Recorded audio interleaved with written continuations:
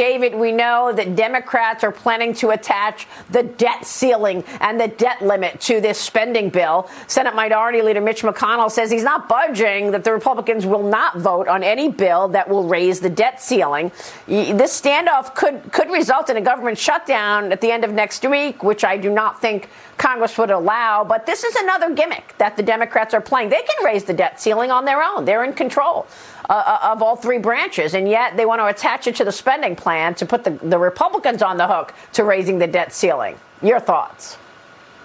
Maria, you're exactly right, and I don't think Republicans should fall for that bait. They have the votes. They have the votes to raise the debt limit on their own. If they're going to be a party that is fiscally responsible, then, hey, they need to defend it. So I think it's ridiculous that if Republicans go along with this, they should let Democrats own this. But overall, when you just look at the big picture, I mean, President Biden last week said that wealthy Americans and corporations need to pay their fair share, especially when they're now targeting to try to pay for this $3.5 trillion budget deal that they're coming out with. And I just think that's ridiculous, right? He said that the top 1% evades $160 billion in federal income taxes a year. And I'm like, $160 billion, that's what the federal government spent last week. 60% of Americans don't pay any federal income tax whatsoever. So how is that fair? And I think the one thing the administration is not addressing is really what the hidden taxes, which is inflation.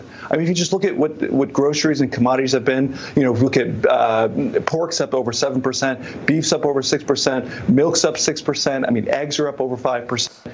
So Americans their incomes are staying stagnant relative to inflation. And I just think this is going to be an issue for economic growth going forward. But I think Democrats should own the debt ceiling. If they choose to raise that limit, that's on them. And Republicans shouldn't be a part of it.